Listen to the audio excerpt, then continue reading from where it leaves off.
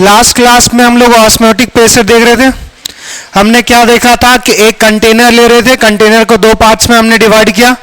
दो पार्ट्स में डिवाइड करने के बाद एक साइड सॉल्वेंट रखा था, दूसरे साइड सॉल्यूशन। हमारे पास सॉल्यूशन में हमने क्या ऐड किया था, नॉन वोलेटाइल। अब हमारे पास सॉल्वेंट होगा तो वेपर ज्यादा क्रिएट होगा, तो वेपर प्रेशर भी ज्यादा होगा। और हमारे पास सॉल्यूशन साइड वेपर कम क्रिएट होगा तो वेपर प्रेशर भी कम होगा। तो अगर इधर ज्यादा वेपर प्रेशर होगा तो ये ज्यादा पुश करेगा, तो इधर का जो हमारे पास सॉल्वेंट होगा ये मूव करना स्टार्ट कर देगा। तो अगर सॉल्यूट के बेसिस पे देखेंगे तो लोअर कंसंट्रेशन से हायर कंसंट्रेशन, सॉल्वेंट इधर ज्यादा है तो अगर सॉल्वेंट के टर्म्स में बोलेंगे तो हाई कंसंट्रेशन, सॉल्वेंट का जिधर अमाउंट ज्यादा होगा तो अगर जिधर ज्यादा होगा उधर से हमारे पास मूव करेगा लोअर कंसंट्रेशन की तरफ।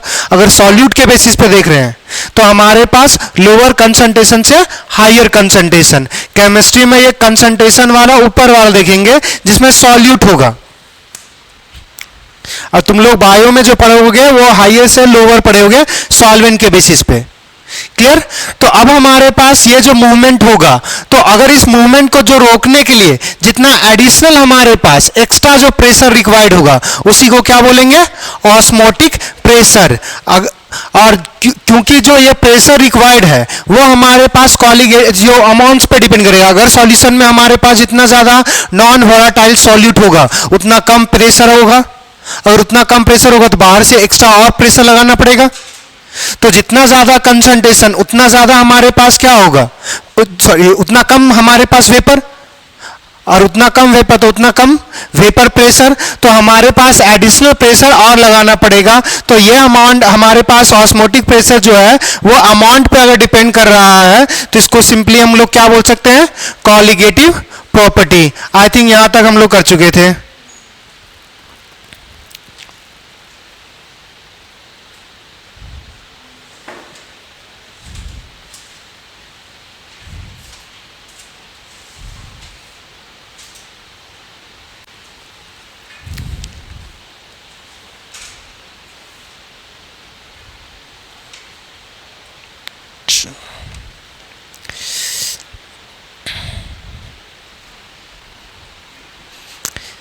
आगे बढ़ते हैं।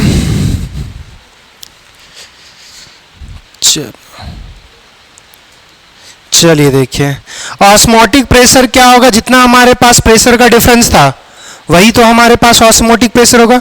और प्रेशर का जो डिफरेंस होगा तो अगर हम प्रेशर किसका ज्यादा होगा, सॉल्यूशन का, सॉरी सॉल्वेंट का, तो सॉल्वेंट का अगर प्योर फॉर्म का पी नॉट से कंसिडर करें माइनस हमारे पास पी एस है, यही तो डिफरेंस आएगा, पी नॉट प्योर का, पी एस सॉल्यूशन का। तो यही जो घटा जो हमारे पास कम अमाउंट होगा सॉल्यूशन का, अगर जैसे 10 एटीएम ये 7 लगा रहा हो, 3 का डिफरेंस, तो 3 एटीएम एक्स्ट्रा चाहिए उस मूवमेंट को रोकने के लिए। तो हमारे पास यही जो आया इसी को हम लोग इंडिकेट करेंगे पाई से, और पाई को बोलेंगे ऑस्मोटिक प्रेशर। अब जो ऑस्मोटिक प्रेशर होगा वो दो बात पे डिपेंड करेगा। एक तो हम लोग बोल सकते हैं जितना ज्यादा कंसंट्रेशन होगा, जितना ज्यादा कंसंट्रेशन होगा उतना ज्यादा हमारे पास ऑस्मोटिक प्रेशर, और दूसरा बोलते हैं कि जितना ज्यादा हमारे पास, जितना ज्यादा हाई टेम्परेचर होगा उतना ज्यादा हमारे पास ऑस्मोटिक प्रेशर। अगर दोनों को कंबाइन करेंगे तो pi is equals to, sorry pi directly proportional to E into T कर सकते हैं। अब प्रोपोर्शनैलिटी हटाएंगे तो क्या इंट्रोड्यूस होगा, constant pi is equals to R C T होता है। अब आर पता है आप लोगों को, universal gas constant, where R is universal gas constant. दूसरा सी क्या होगा हमारे पास, कंसंट्रेशन ऑफ सॉल्यूशन, और टी एब्सोल्यूट टेम्परेचर। अब देखो इस फॉर्मूले को हम लोग ऐसे भी हमारे पास ड्रॉ कर सकते हैं, क्योंकि ये जो प्रेशर है वो प्रेशर किसका लग रहा है, गैस का ही तो लग रहा है। तो अगर हम लोग from ideal gas equation gas equation से बोले P V is equals to N R T बोल सकते हैं, कोई प्रॉब्लम? अब ये जो कंसंट्रेशन है, जो सी कंसंट्रेशन है, वो कंसंट्रेशन जो आपका है मोलारिटी है, मोलारिटी स्मॉल एम वाला। अभी तक हम लोग जो बात कर रहे थे मोलालिटी की बात कर रहे थे, जिसमें हमारे पास डिप्रेशन इन फ्रीजिंग पॉइंट और हमारे पास एलिवेशन इन बॉइलिंग पॉइंट, वहां पे मोलालिटी की बात कर रहे थे। यहां पे मोलारिटी, मोलारिटी क्या होता है? Number of moles in 1 litres. जितना भी हमारे पास सॉल्यूट का जितना भी मोल्स होगा, अगर n मोल्स कंसीडर करते हैं, n मोल हम सॉल्यूट का कंसीडर कर रहे हैं 1 लीटर में, तो वही उसका मोलारिटी हो जाएगा n मोलारिटी। तो सीधा सिंपली यहां से देखना, हमारे पास प्रेशर, सॉरी यहां से P is equals to N by V R into T. ये देखना, ये क्या है? Number of moles dissolve in litre. ये हमारे पास मोल हो गया। मोल किसका होगा? हमारे पास सॉल्यूट का होगा। और नीचे हमारे पास वॉल्यूम किसका है? Volume of container. तो ये अगर लीटर में ले, मोल्स बाय लीटर, ये क्या आ जाएगा? मोलारिटी आ जाएगा। तो प्रेशर बराबर ही आ जाएगा सी आर टी। गौर से देखो तो यहां पे वही है, पाई ऑस्मोटिक प्रेशर ही तो था। तो pressure is equals to R C T, जो लिखे हैं सी आर टी लिख सकते हो, कोई फर्क नहीं पड़ेगा। क्या बात समझ में आया? तो दोनों एक ही चीज है, लिख लीजिए।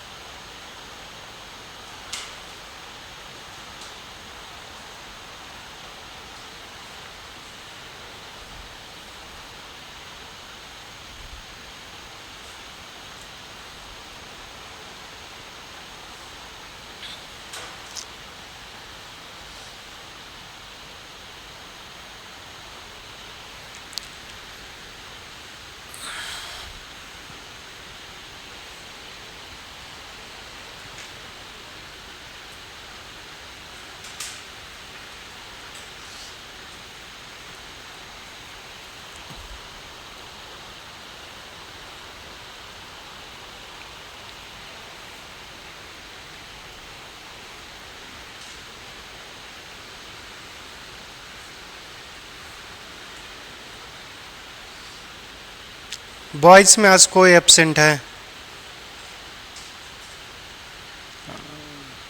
गर्ल्स में तो सब लोग आए हो।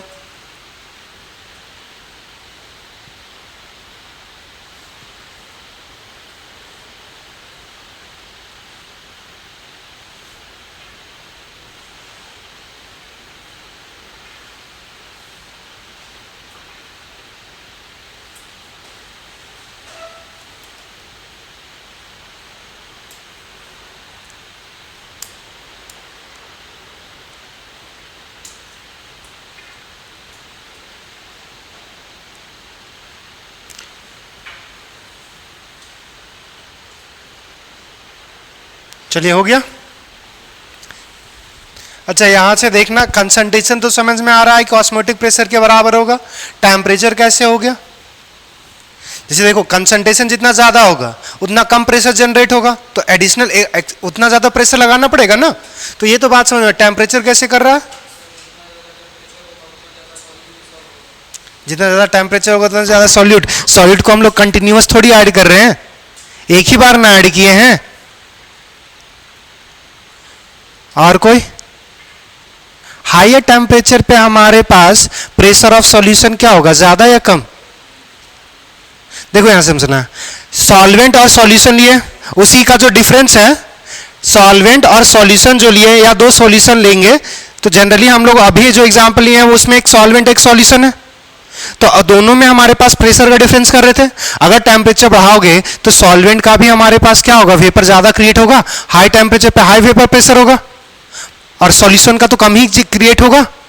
तो ज्यादा टेम्परेचर करोगे तो वेपर भी तो ज्यादा बनेगा ना, तो डिफरेंस भी ज्यादा आएगा। क्या बात समझ में आया? चलिए अब यहां से नेक्स्ट जो देखना है वो आपको समझना है रिवर्स ऑस्मोसिस। रिवर्स ऑस्मोसिस से समझने से पहले आप यहां पे समझना, अरे आजा,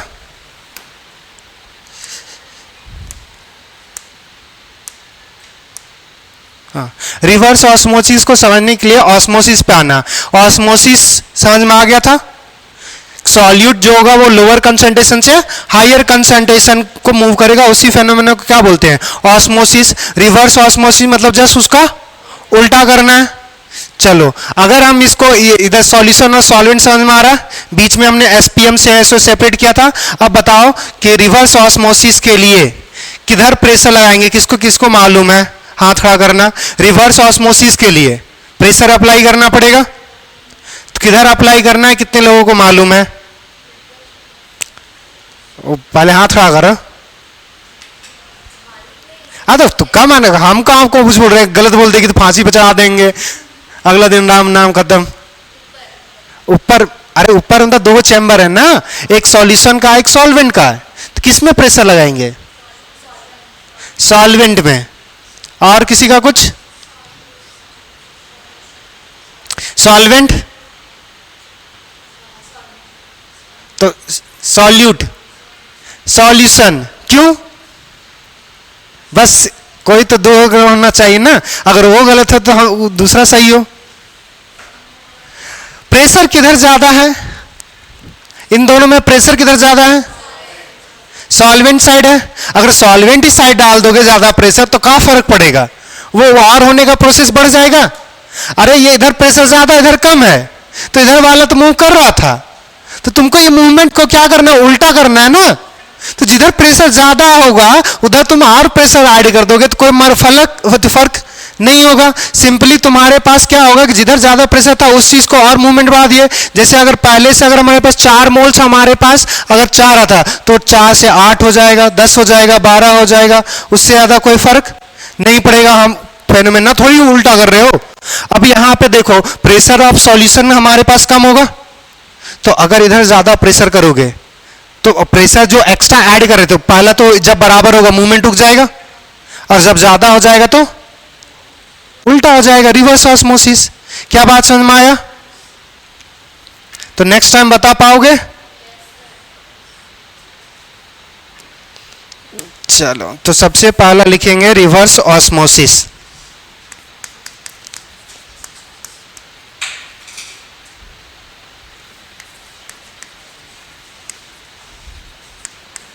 रिवर्स ऑस्मोसिस क्या है?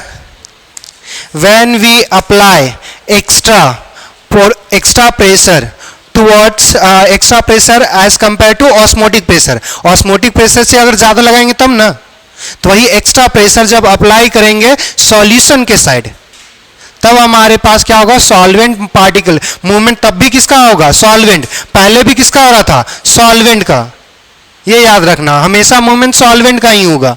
तो सॉल्वेंट पार्टिकल्स मूव करेगा अगर हमारे पास हायर कंसंट्रेशन से लोअर कंसंट्रेशन। तो आप जब गंदा पानी या फिर आप जब फिल्टर में आप देखते हो आरओ में, तो उसमें सिंपली क्या होता है कि जिधर आपका गंदा पानी जैसे एक नल से आया उसमें भरा जाएगा, फिर प्रेशर लगाएगा और उसमें सिंपली क्या होगा कि सिर्फ पानी शिफ्ट कर जाएगा। तो ये हायर कंसंट्रेशन से लोअर कंसंट्रेशन, मतलब जिधर हमारे पास ज्यादा इंप्योरिटी होगा उधर से हमारे पास कम इंप्योरिटी वाला। हार्डनेस जब मेजर करते हो, वाटर का हार्डनेस अगर बहुत ज्यादा है तो वो कम साइड होगा ना शिफ्ट। जैसे अगर आपको अगर कभी चेक करना हो तो एक बार नल खोलिएगा, यहाँ पे आपको हार्डनेस मेजर करने का आपको मीटर मिल जाएगा, तो एक बार नल का चेक कर सकते हैं और उसके बाद जो फिल्टर आ रहा उसका चेक कीजिएगा, तो हार्डनेस कम आएगा। और हार्डनेस होता है इंप्योरिटी के कारण, मेटल्स के कारण। तो जितना ज्यादा हार्डनेस उतना ज्यादा इंप्योरिटी, और जितना कम हार्डनेस उतना हमारे पास पानी प्योर हो जाएगा। क्या बात समझ में आया? तो रिवर्स ऑस्मोसिस में क्या होगा? Extra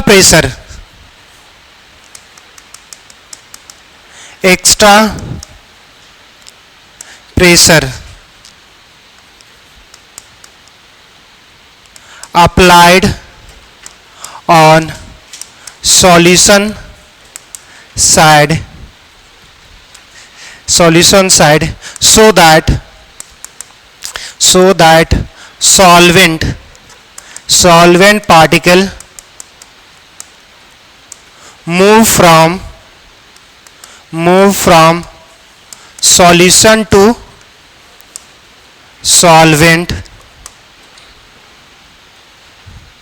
is called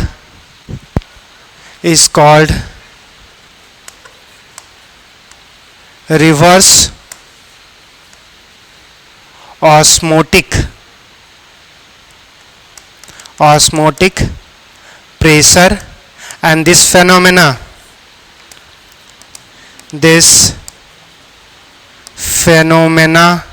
is known as reverse osmosis.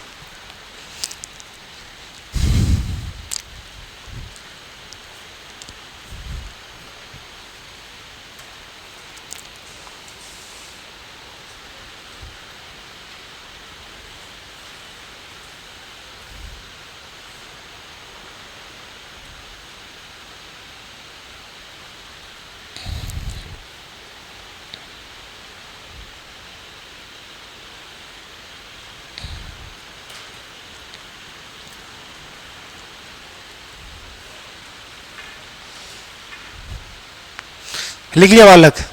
बता, रिवर्स ऑस्मोसिस अपने आप होगा कि तुम्हारे पास ऑस्मोसिस अपने आप होगा? कौन सा? रिवर्स ऑस्मोसिस अपने आप होगा। और तू बोल रहा क्या? ऑस्मोसिस अपने आप होगा। कितने लोगों को लगता है कि रिवर्स ऑस्मोसिस जो होगा वो अपने आप होगा?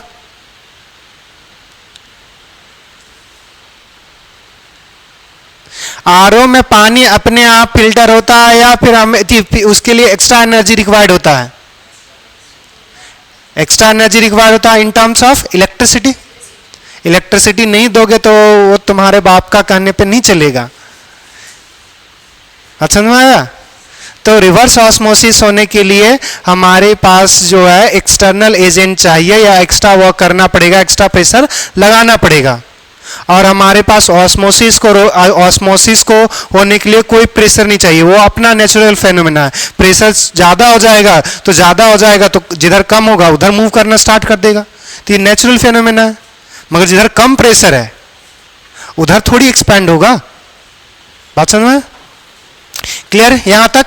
अब हमारे पास 3 टर्म्स पढ़ेंगे। एक तो पढ़ेंगे हाइपरटोनिक, एक पढ़ेंगे हाइपोटोनिक और दूसरा पढ़ेंगे आइसोटोनिक।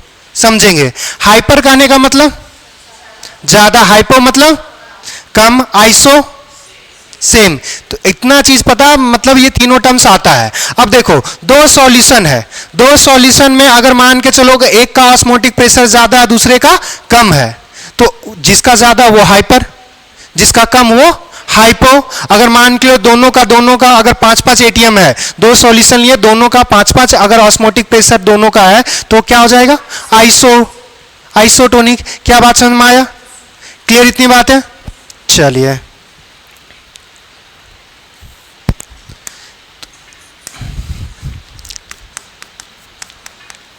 हाइपरटोनिक हमारे पास हाइपोटोनिक और हमारे पास आइसोटोनिक। अगर हमारे पास 2 सॉल्यूशन कर रहे हैं और उसमें ऑस्मोटिक प्रेशर अगर हम पाई से इंडिकेट कर रहे हैं, तो अगर हमारे पास मान के चलो कि पाई ए ज्यादा है as compare to pi B, A और बी हमारे पास 2 सॉल्यूशन है। क्लियर? तो ए अगर हमारे पास ए का ऑस्मोटिक प्रेशर ज्यादा एज कंपेयर टू बी, तो हम ऐसा बोल सकते हैं ए is solution A is hypertonic as compared to solution B। अब जैसे ये चीज याद रखना, ये एक रिलेटिव टर्म्स है। रिलेटिव टर्म्स करने का मतलब है कि ये, अब जैसे मान के चलो कि एक हम ले रहे थे, अगर मान के चलो 7 और दूसरा 5, तो ये 5 के रिस्पेक्ट में क्या हो जाएगा? 7 हाइपर। और अगर हम 7 और 10 ले लेंगे तो 7 और 10 के कंपैरिजन में 10 क्या हो जाएगा? हाइपर। और ये हमारे पास हाइपो, तो हम किसके साथ किसका कंपैरिजन कर रहे हैं वो डिपेंड कर जाएगा। तो ये एक रिलेटिव टर्म्स है, तो सिर्फ दो के बेसिस पे हम लोग सिर्फ कर सकते हैं। क्लियर? तो एक साइड एक चीज लिख लेना, it is a relative terms, it is relative terms, एक दूसरे पे डिपेंड करेगा। हमारे पास पहला तो ये हो गया हाइपर और sorry solution A is hypertonic as compare to solution B, और यहां से दूसरा लिख सकते हैं solution B is hypotonic as compare to solution A. और दूसरा, अगर हमारे पास पाई ए और हमारे पास पाई बी ये दोनों बराबर हो जाए, मतलब ऑस्मोटिक प्रेशर ए और ऑस्मोटिक प्रेशर बी अगर ये दोनों बराबर हो जाए तो उस केस में हमारे पास बोलेंगे A and B, solution A and B are isotonic. लिख लीजिए।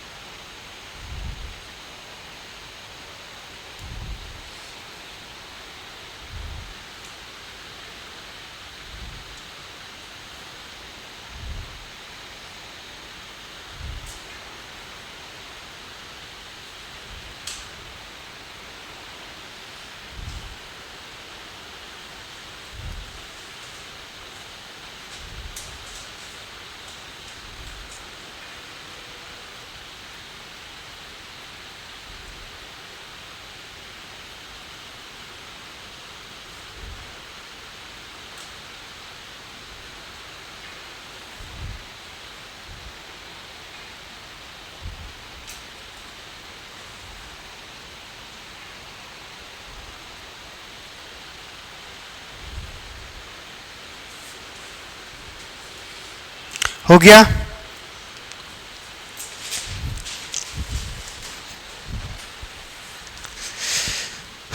बढ़े, चलिए बढ़ते हैं। क्वेश्चन देखना, हमारे पास क्या है कि एक कंटेनर है,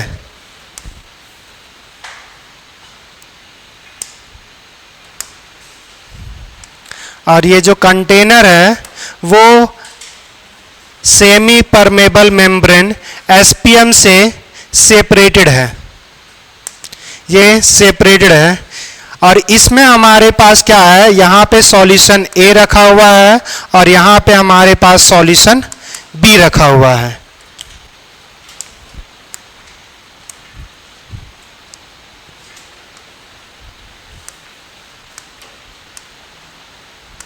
अच्छा, कलर तो चेंज ही कर सकते हैं।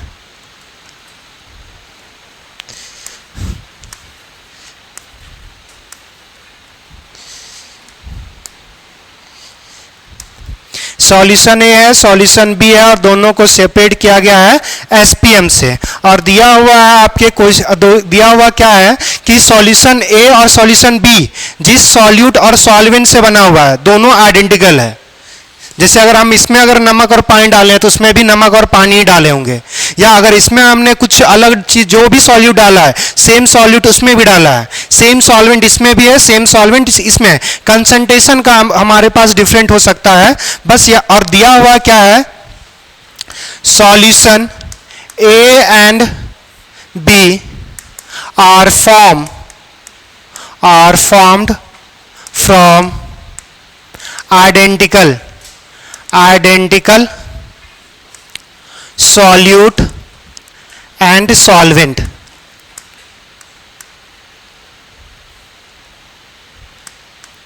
Solvent. If solution A is hypertonic as compared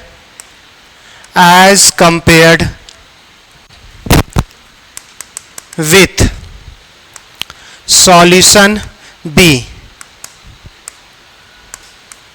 then find correct relation. तब आपको बताना है सही रिलेशन क्या होगा, और आपके पास एक से ज्यादा ऑप्शन हमारे पास करेक्ट हो सकते हैं. पहला दे दिया हुआ वेपर प्रेशर जो होगा, वेपर प्रेशर ए का ज्यादा होगा, वेपर प्रेशर हमारे पास बी का कम होगा. दूसरा दे दिया हुआ आपके वेपर प्रेशर हो गया. तीसरा हमारे रिलेटिव लोअरिंग वेपर प्रेशर. उसके बाद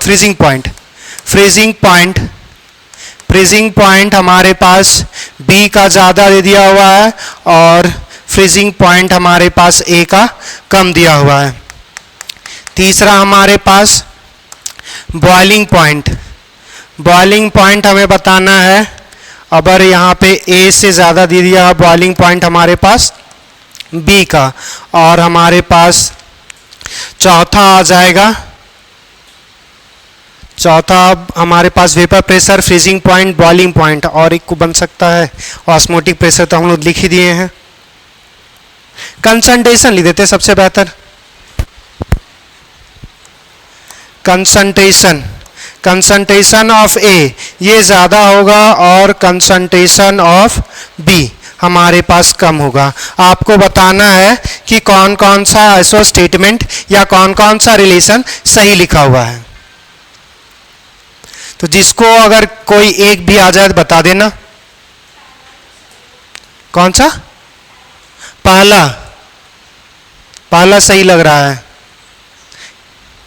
वेपर प्रेशर ए हमारे पास कैसे तुम्हें लग रहा है कि हाइपरटोनिक है ये, इसी वजह से? हाँ, हाइपरटोनिक किसके बेसिस पे बोल रहे हैं? ऑस्मोटिक प्रेशर के बेसिस पे बोल रहे हैं.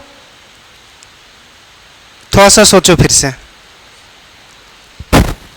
हाइपरटोनिक हमारे पास हाइपोटोनिक और आइसोटोनिक जो बात कर रहे हैं वो ऑस्मोटिक प्रेशर के कंपैरिजन में बात कर रहे हैं.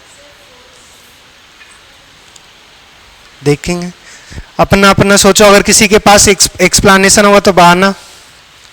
तुम जो कर रही है वो देख समझना.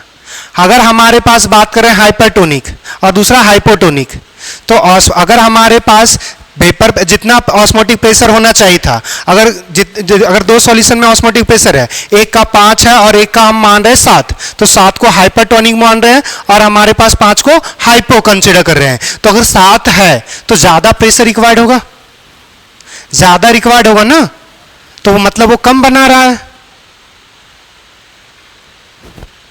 तो वेपर कम बना रहा होगा, इसलिए एडिशनल हमारे पास ज्यादा है. ये थोड़ा सा समझिए. मैं बनाऊं. सबसे पहला आप तो आ जाओ कंसंट्रेशन, सबसे जो लास्ट में लिखा हुआ है ना वो कंसंट्रेशन पे आ जाओ. अब देखो हमारे पास क्या दिया हुआ है कि जो ए का जो हमारे पास ऑस्मोटिक प्रेशर होगा वो ज्यादा होगा एज कंपेयर टू बी. वही तो लिखा ए हमारे पास हाइपरटोनिक है एज कंपेयर टू बी. तो हम लोग ऐसा लिख सकते हैं पाई हमारे पास ए ज्यादा है as compare to pi B. ये हमारे पास क्या है? गिवन है. और पाई इज इक्वल्स टू क्या लिख सकते हैं? C R T. तो अब यहां से देखो आर हमारे पास, अगर आर क्या है? कांस्टेंट. हमने कहीं नहीं लिखा कि टेम्परेचर बढ़ा रहे हैं घटा रहे हैं, तो टेम्परेचर और हमारे पास टेम्परेचर भी कांस्टेंट है. तो ऐसा मानेंगे कि अगर पाई इज इक्वल्स टू लिखेंगे concentration of A R T greater than concentration of B R T at constant temperature पे हम बात कर सकते हैं. ये टेम्परेचर कैंसिल, आर और आर कैंसिल, तो कंसंट्रेशन ए का ज्यादा होगा और बी का कम. तो सबसे पहला हमारे पास एक काम कर सकते हैं कि ये फोर्थ हमारे पास करेक्ट हो गया. अब यहां से समझना अगर हमारे पास फोर्थ करेक्ट हो गया, कंसंट्रेशन वाले में कोई प्रॉब्लम नहीं। अब हमारे पास आना कि अब सबसे पहला वाला पे आते हैं वेपर प्रेशर। जितना ज्यादा कंसंट्रेशन होगा उतना ज्यादा वेपर प्रेशर होगा या कम होगा?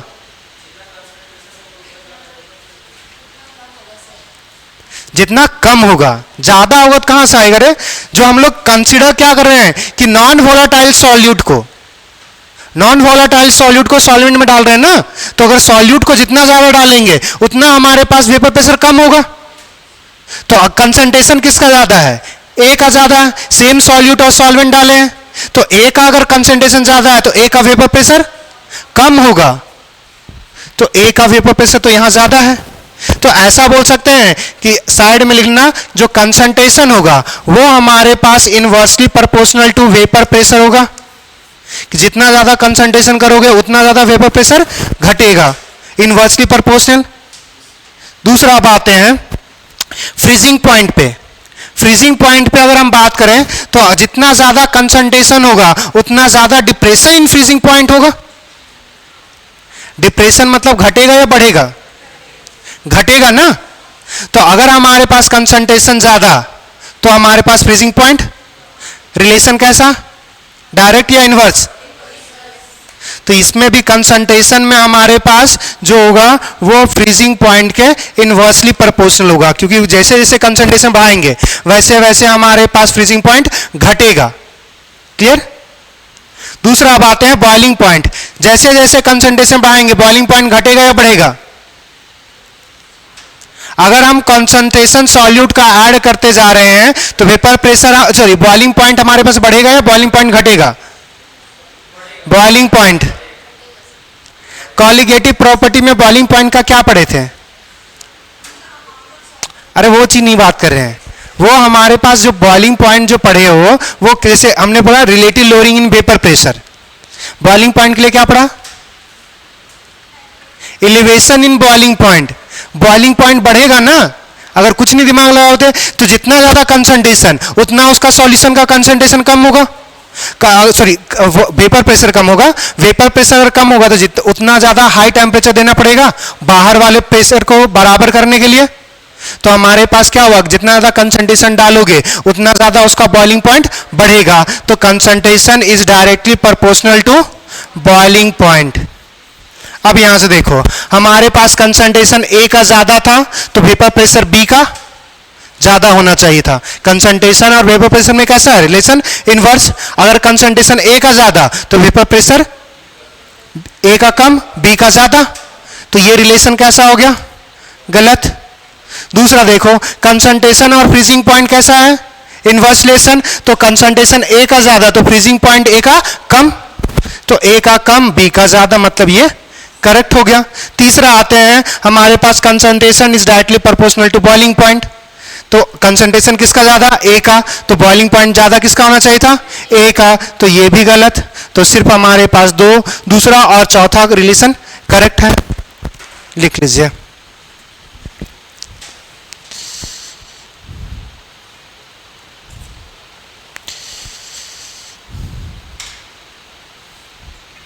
अच्छा, और अगर कंसंट्रेशन के बेसिस पे हमने यहाँ पे ऑस्मोटिक प्रेशर तो क्वेश्चन में दे दिया था, तो कंसंट्रेशन के टर्म्स में ऑस्मोटिक प्रेशर कैसा होगा? डायरेक्टली या इनवर्सली? डायरेक्टली। जितना ज्यादा कंसंट्रेशन ज्यादा होगा, जितना ज्यादा कंसंट्रेशन ज्यादा होगा उतना तो वेपर कम क्रिएट करेगा ना, तो वेपर कम क्रिएट करेगा तो बाहर से प्रेशर ज्यादा लेना पड़ेगा।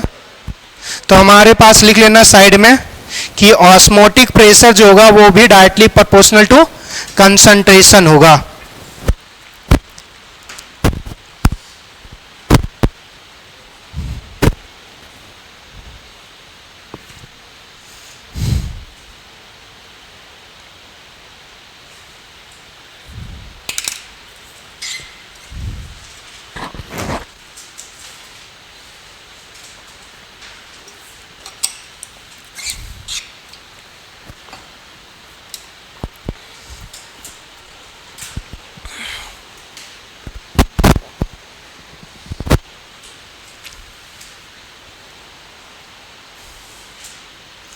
ये साइड में कहीं लिख लेना और इंपॉर्टेंट कर लेना। वो रिलेशन पता करेगा। बहुत ये कंसंट्रेशन और कॉलिगेटिव प्रॉपर्टी का रिलेशन तुम्हारे पास थ्योरेटिकल क्वेश्चन सॉल्व करने में इंपॉर्टेंट रोल प्ले करेगा।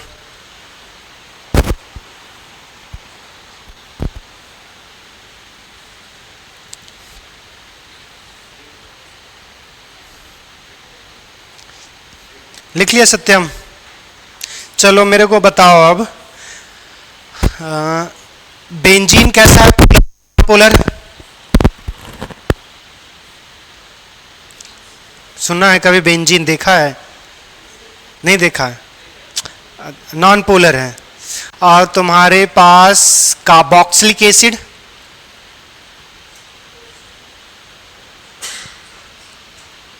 बोल, पोलर है। अब होता क्या है, कार्बोक्सिलिक एसिड पोलर है और हमारे पास बेंजीन जो है वो नॉन पोलर है। अब याद करो कि जब गैस को लिक्विड में डिसॉल्व करवा रहे थे तो इसमें एक पॉइंट लिखे थे नेचर, उसमें लिखवाए थे लाइक डिसॉल्व लाइक। पोलर को डिसॉल्व करेगा, नॉन पोलर को। तो यहां पे क्या होना चाहिए कि जब एसिडिक एसिड को जब हम बेंजीन में डालेंगे तो एसिडिक एसिड पोलर, कोई डॉट नहीं इसमें बताएंगे, तो एसिडिक एसिड पोलर होता है और हमारे पास बेंजीन जो होगा वो नॉन पोलर। तो पोलर को जब नॉन पोलर में डालेंगे तो क्या होना चाहिए था? डिसॉल्व नहीं होना चाहिए था, मगर यहां पे देखेंगे डिसॉल्व हो जाएगा। अगर डिसॉल्व हो जाएगा तो उसके कारण क्या होगा वो समझेंगे। यहां तक हो गया?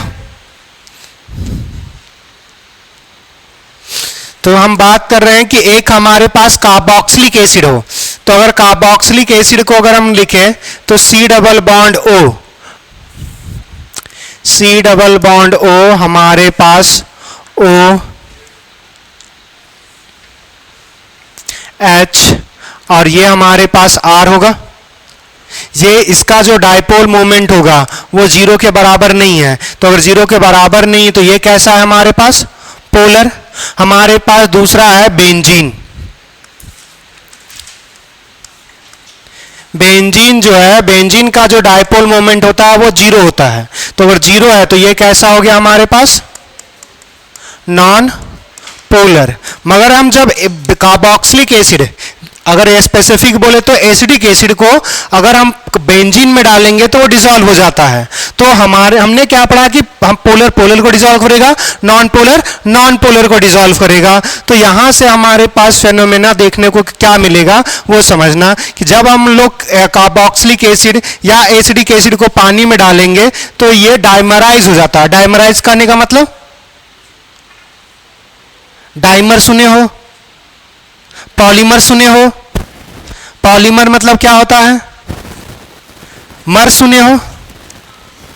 मर मतलब होता है यूनिट, पॉलीमर मतलब बहुत सारा यूनिट। तो जैसे पॉलीथीन पढ़ते हो, पॉलीथीन प्लास्टिक, तो पॉलीथीन क्या है? इथीन सुने हो? इथीन का ही ऐसो, अगर इथीन के मॉलिक्यूल्स अगर हम बहुत बार अगर उनको उसी को अगर हम ऐड करते जाएं बहुत सारे मॉलिक्यूल तो वो हो जाएगा पॉलीथीन, तो वो हो गया पॉलीमर। तो उसी तरह डाइमर क्या होता है कि अगर दो यूनिट अगर आपस में कंबाइन कर ले, 2 से ज्यादा नहीं, 2 अगर यूनिट कंबाइन कर जाए तो उसको बोलेंगे डाइमर, 3 यूनिट कंबाइन कर जाए तो ट्राइमर, टेट्रामर। बोल सकते हैं पॉलीमर, बोल सकते हैं पॉलीमर, मगर उसको टेट्रामर भी बोलेंगे और पॉलीमर भी बोल सकते हैं। मगर जनरली जो हम पॉलीमर जो यूज करते हैं वर्ड, वो बहुत ज्यादा नंबर हो, वो 100 से ज्यादा हो तब जनरली हम लोग यूज करते हैं, या फिर अच्छा खासा हो, 2-3 के लिए जनरली हम लोग यूज नहीं करते पॉलीमर। तो अब यहां से समझना, डाइमराइज हो जाता है जब हम कार्बोक्सिलिक एसिड को जब हम बेंजीन में डिप करेंगे तो ये डाइमराइज हो जाएगा। अगर डाइमराइज होके अगर हम ये प्रूव कर दें कि ये डाइमराइज होके हमारे पास डायपोल मोमेंट इसका अगर 0 हो जाए तो हम बोल सकते हैं नॉन पोलर में तो डिसॉल्व हो ही सकता है। तो जब हम कार्बोक्सिलिक एसिड को यहां पे इसको बाहर रखेंगे, सॉरी, कार्बोक्सिलिक एसिड को इसमें O बाहर आ जाएगा, C डबल बॉन्ड O हमारे पास R। ये कार्बोक्सिलिक एसिड रहा।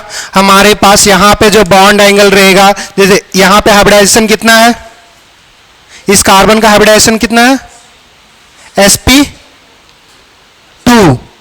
अरे 1 सिग्मा 2 सिग्मा 3 सिग्मा, 3 सिग्मा मतलब 3 हाइब्रिड ऑर्बिटल। तो s का एक ऑर्बिटल p का कितना चाहिए, sp2। तो sp2 में बॉन्ड एंगल जो होता है 120। अब यहां पे क्या है कि 2 लोन पेयर आ गया, तो यहां पे हमारे पास बॉन्ड एंगल घट जाएगा, तो यहां पे उतना नहीं रहेगा। अब दूसरा जो हमारे पास कार्बोक्सिलिक एसिड रहेगा वो कुछ ऐसा आएगा। कितने हो गए, 1 2 3। हमारे पास हाइड्रोजन,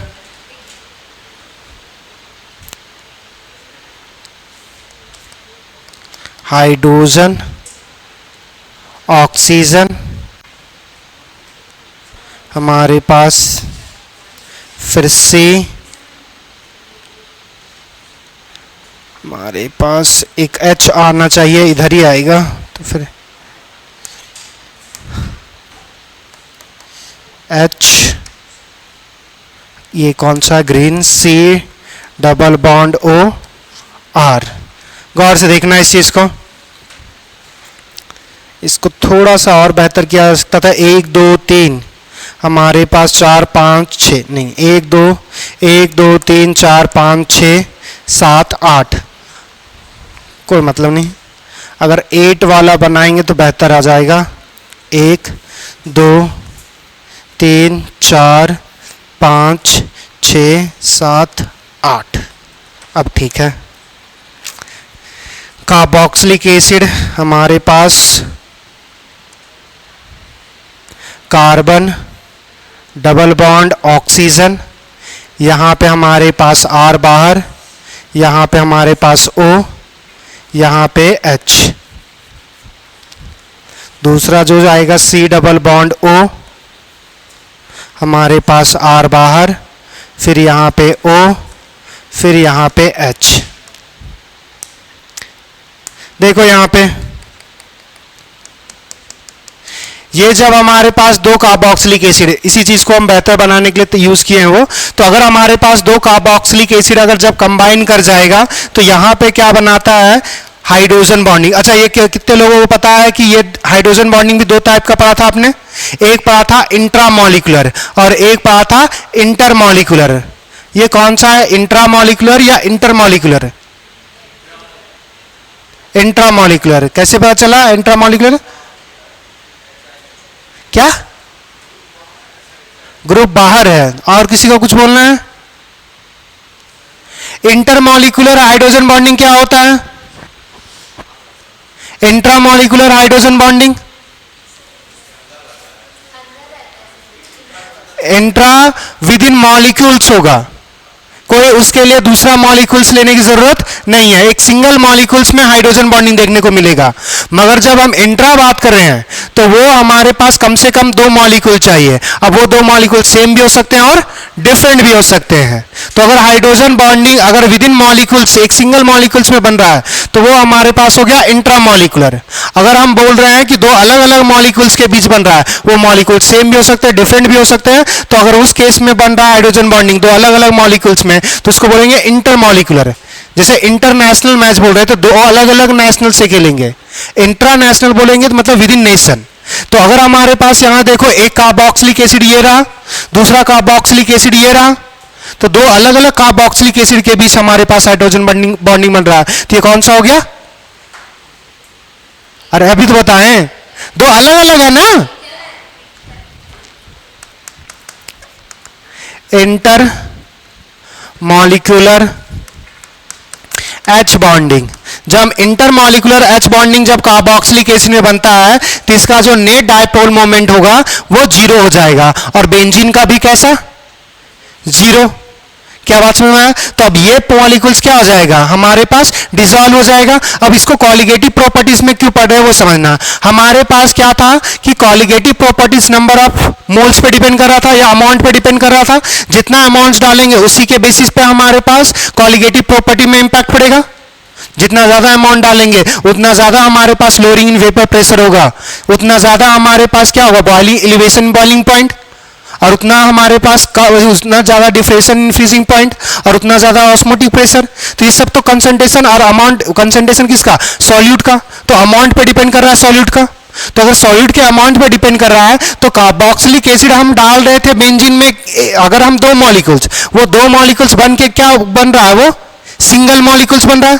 अगर सिंगल मॉलिक्यूल्स अगर हमारे पास बन रहा है तो इसी चीज को हम लोग बोलते हैं एबनॉर्मल एक्टिविटी, कि जितना नॉर्मल होना चाहिए था। अगर हमने 2 मोल डाला तो 2 मोल के बेसिस पे कैलकुलेशन होना चाहिए था, मगर 2 मोल के बेसिस पे नहीं होगा। अब ये बना कितना सॉल्यूशन में, सिंगल मोल। ये तो एक डाइमराइज हो गया, एक सिंगल एंटिटी बन गया ना, बात समझ में आया। उसी तरह अगर हम दूसरा इलेक्ट्रोलाइट्स ले लेंगे, ये तो हमारे पास कार्बोक्सिलिक एसिड का हो गया। अगर हम इलेक्ट्रोलाइट्स ले ले, अब जैसे इलेक्ट्रोलाइट्स का कोई एग्जांपल बताना। इलेक्ट्रोलाइट्स, अरे बताए तो थे। इलेक्ट्रोलाइट्स क्या होता है, ऐसे केमिकल स्पीसीज जो आयंस में ब्रेक हो सकते हैं। कौन सा केमिकल स्पीसीज जो आयंस में ब्रेक हो सकता है, तो बोलो ना उसका नाम, कोई भी एसिड का नाम लो यार। HCl। अगर मान के चलो 1 मोलर हमने HCl अगर डाला, 1 मोलर अगर HCl डाला तो ये स्ट्रॉन्ग इलेक्ट्रोलाइट है हमारे पास, स्ट्रॉन्ग इलेक्ट्रोलाइट है। तो ये टूट जाएगा हमारे पास H प्लस और Cl माइनस, इसका भी 1 मोलर होगा और इसका भी 1 मोलर हो जाएगा। तो हमने डाला कितना था, 1 मोलर, 1 मोलर सॉल्यूशन डाला था, मगर जैसे पानी में हमने डाला वो क्या हो गया, 2 मोलर का बन गया। अब तो वो 1 मोलर के बेसिस पे हमें दिखना चाहिए, मगर हो कितने मोलर के बेसिस पे होगा, 2 मोलर। क्या बात समझ में आया। अरे ये अमाउंट ऑफ सॉल्यूट बढ़ गया ना।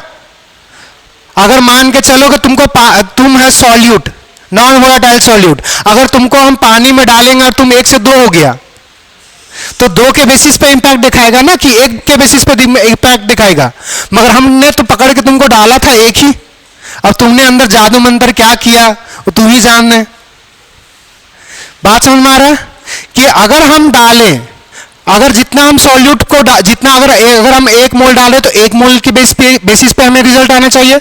अब वो अगर 1 मोल के जगह पे 2 मोल या फिर 1 मोल से कम अगर हमारे पास हो, तो ये अगर ज्यादा और कम कब हो सकता है, या तो जो सॉल्यूट डाल रहे हैं वो डिसोसिएट करे, तो डिसोसिएट करेगा तो नंबर ऑफ क्वांटिटी बढ़ेगा, अगर एसोसिएट करेगा तो घटेगा। तो ये तो दोनों फिनोमेना हो सकता है ना, कि डिसोसिएशन भी हो सकता है और एसोसिएशन। एसोसिएशन का अभी हमने कार्बोक्सिलिक एसिड का बताया, डिसोसिएशन का हमारे पास जितने भी इलेक्ट्रोलाइट्स ले लो वो सारे आयंस में टूटेंगे। तो अगर आयंस में टूटेंगे तो अगर हम 1 मोल डाल रहे तो बन कितना रहा है, 1 से ज्यादा अगर बन रहा हो, 1 से कम बन रहा हो।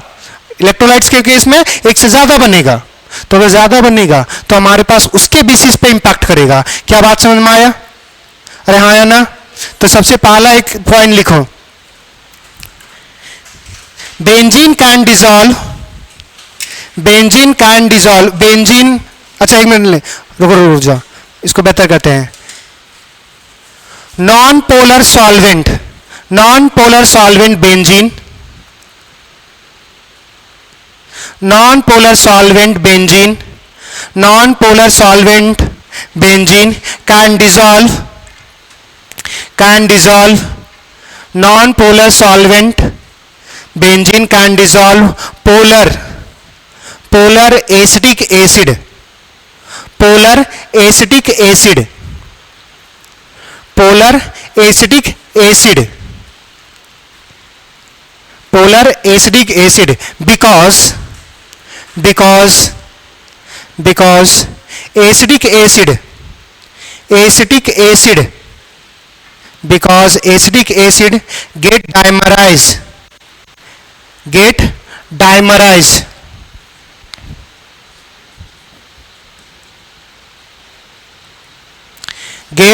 dimerized and become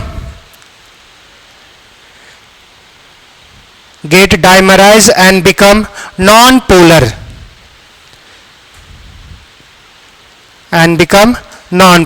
और non-polar में तो डिसॉल्व हो सकता है। क्लियर। इतनी बातें ये लिखना चाहोगे तो ये लिख सकते हो। बस अगर एसिडिक एसिड लिखे हो तो आर की जगह क्या होगा, एसिडिक एसिड लिख रहे हैं तो आर की जगह क्या हो जाएगा,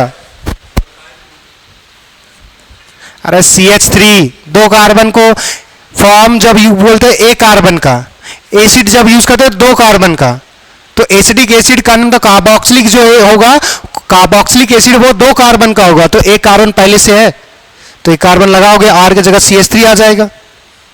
चलो लिख लो ये।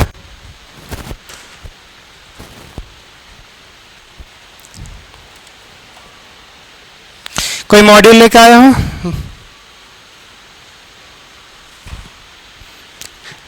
तब तक लिखो ये।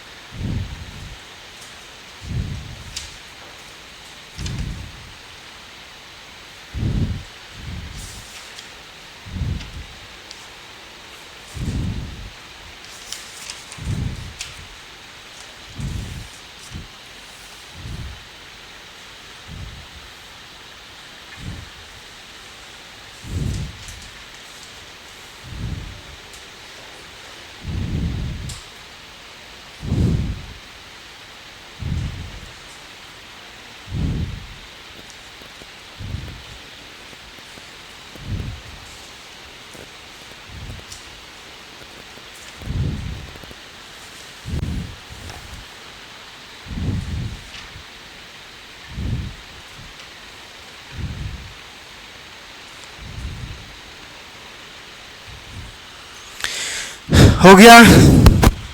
बढ़े का बोल।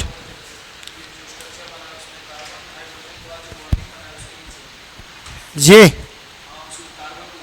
Carbon, oxygen, hydrogen. अरे ये इधर का कलर अलग अलग है, मतलब ये अलग अलग हो गया, यहाँ पे हाइड्रोजन बॉन्डिंग और यहाँ पे आया होगा, वही चीज को वहां बना दिए। हो गया?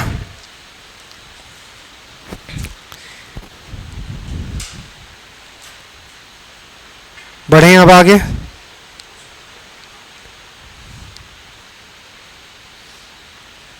लिखो। अच्छा रुक जाओ, अगर कुछ क्वेश्चंस होगा तो इसके पहले क्वेश्चंस कर लेंगे, उसके बाद आगे बढ़ेंगे। हाँ ठीक है, ये हमारे पास क्वेश्चन दिया हुआ है, वो देखो। Mass of glucose required to dissolve to prepare 1 litre of its solution which is isotonic. Isotonic मतलब सेम ऑस्मोटिक प्रेशर होगा, तो which is isotonic with 15 gram per litre solution of urea.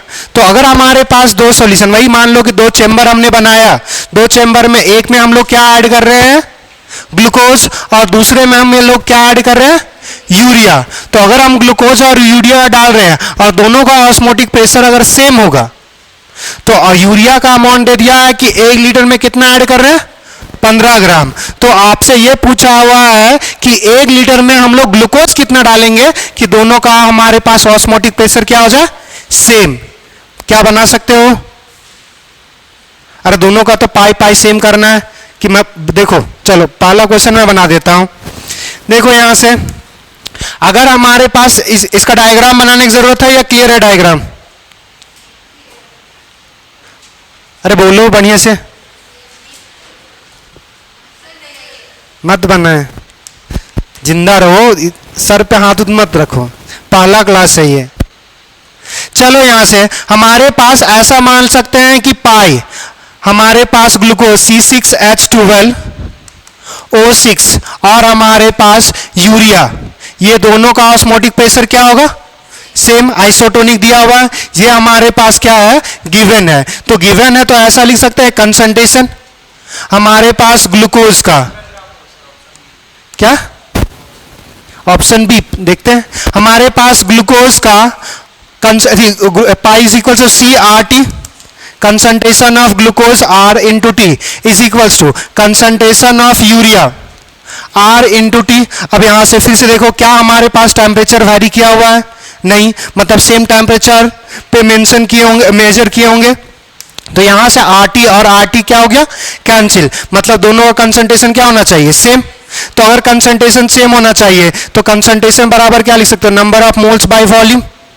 हमारे पास कंसंट्रेशन पर number of moles by volume. अब देखो ये भी जो डिसॉल्व है 15 ग्राम पर लीटर में डिसॉल्व है, मतलब 15 ग्राम डिसॉल्व होगा 1 लीटर में।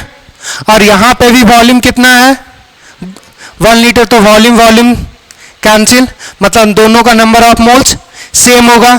नंबर ऑफ मोल्स बराबर क्या लिखते हो, weight by molecular mass is equals to weight by molecular mass. ये हमारे पास जो होगा वो ग्लूकोज का, और ये जो होगा वो यूरिया का। तो ग्लूकोज का वेट पता करना है, मगर मॉलिक्यूलर मास हमें पता है 180। दूसरा यूरिया का पता है 15 ग्राम है, और उसका मॉलिक्यूलर मास जो होगा वो 60 आएगा। तो यहां से अगर हम वेट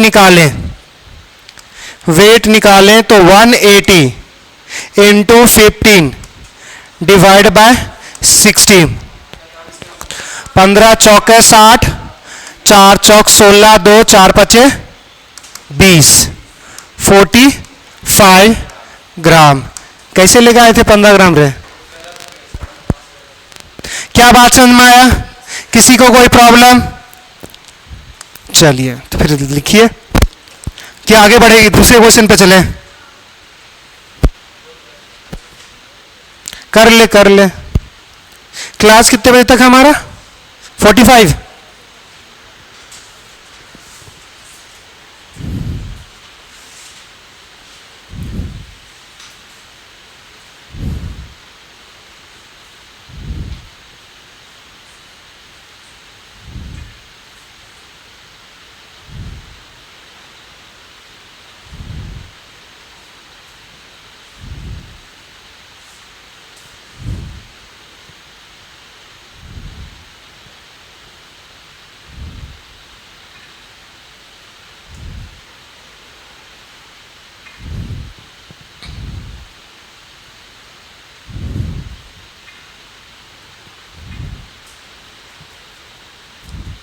क्या सोच रही बालिकें? इतना गहन चिंतन के साथ सोच रही है, हमसे कुछ है क्या?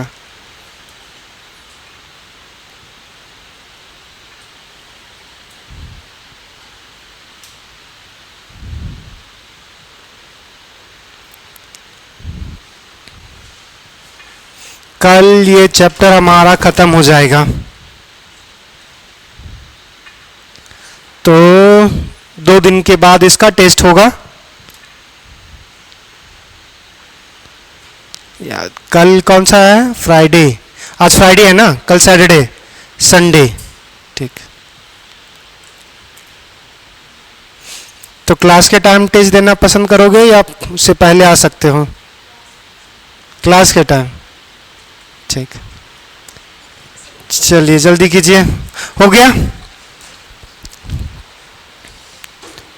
लिखिए, the plot of osmotic pressure versus concentration for the solution given a straight line with slope 25.73 litre bar per mol, the temperature at which the osmotic pressure measurement is done is. ठीक है, हमारे पास एक graph दे दिया हुआ है, अच्छा तुम लोगों ने स्ट्रेट लाइन पढ़ा है 10th में? वहां पे 2-3 फार्मूला पढ़ा होगा, एक तो पढ़ा होगा कौन, स्ट्रेट लाइन का इक्वेशन कितने लोगों को याद है? सबसे पहले तो यही बताओ, कोई भी फॉर्म बोल।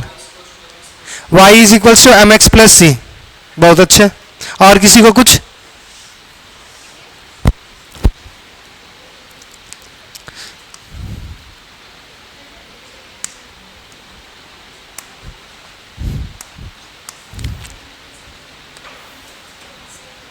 देखो क्वेश्चन देखना, हमारे पास ऑस्मोटिक प्रेशर और कंसंट्रेशन के बीच ग्राफ दे दिया हुआ है। तो अगर हम y एक्सिस को ऑस्मोटिक प्रेशर अगर कंसीडर कर रहे हैं, पाई कंसीडर कर रहे हैं, और इसमें हम लोग कंसंट्रेशन अगर रिप्रेजेंट कर रहे हैं, उसके बाद क्या दिया हुआ है कि solution give a straight line with slope, हमारे पास पॉजिटिव स्लोप दे दिया हुआ है, ये दे दिया हुआ है 25.73। तो अगर हम लोग ये ड्रॉ करें,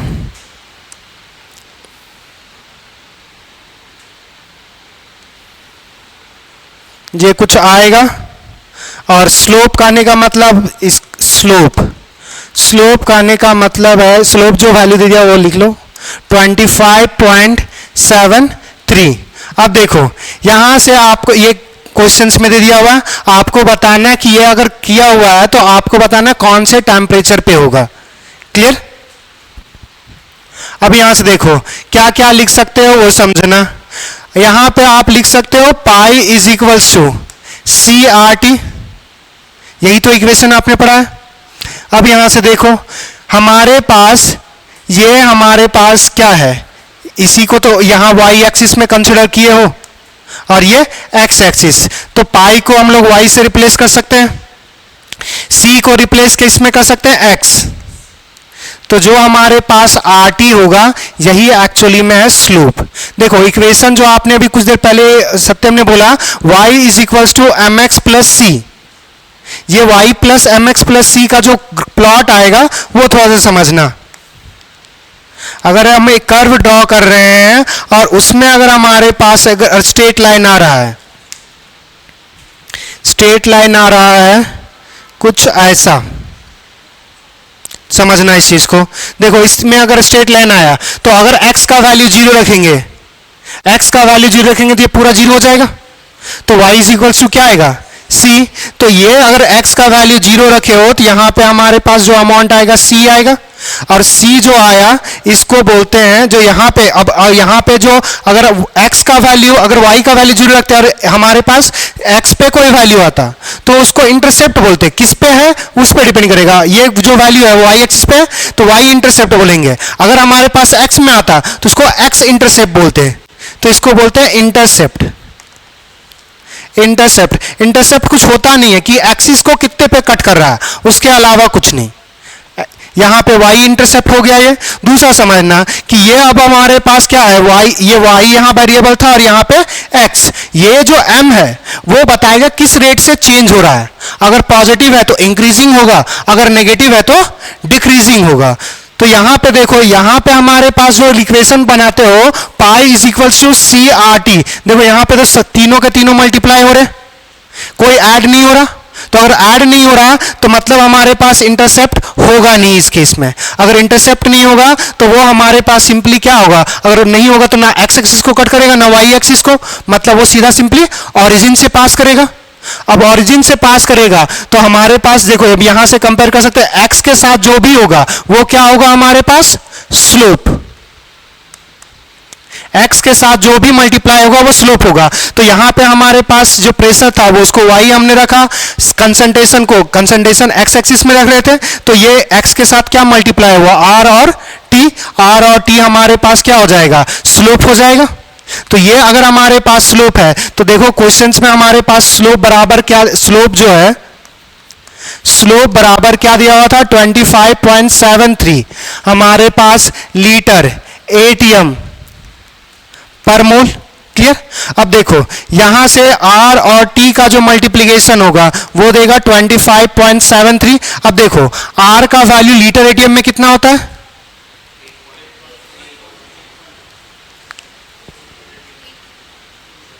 थ्री कहां से लेकर आ रहे हो कोई।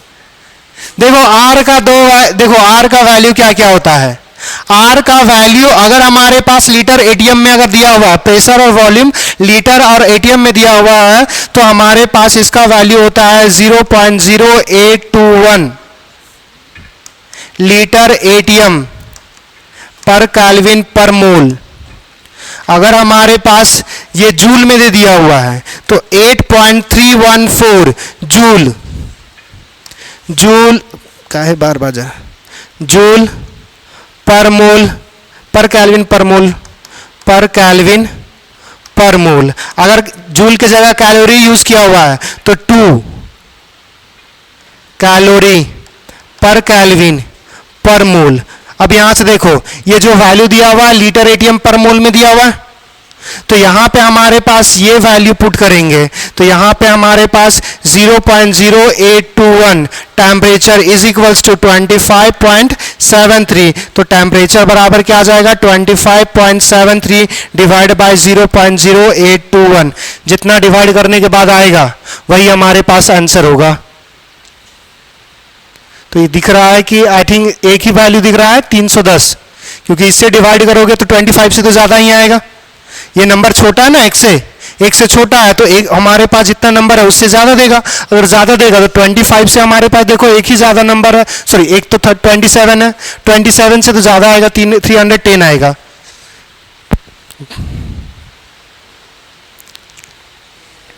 $25.73 डिवाइड्स 313 हमारे पास आएगा, ये जो सॉल्व करोगे ये आएगा 313.39। तो इसके हमारे पास सबसे जो क्लोजेस्ट वैल्यू है वो 310। कभी कभी क्या होगा कि r का वैल्यू आपको दे दिएगा और आपको सिंपली दे देगा कि 0.8 कंसीडर करो, या 0.221 की जगह 0.3 कंसीडर करो, तो उसके बेसिस पे वो नंबर्स होगा। लिख लीजिए।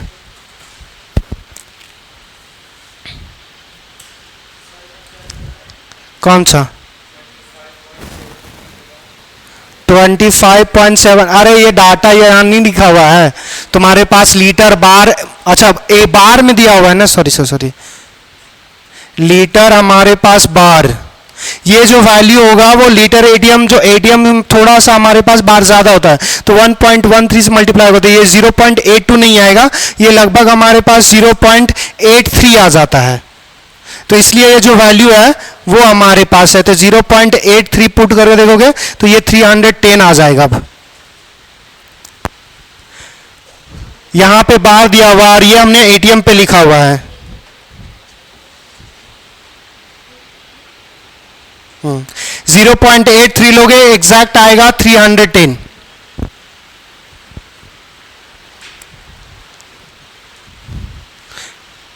इसमें जो आगे क्वेश्चन होगा वो आगे कर लीजिएगा।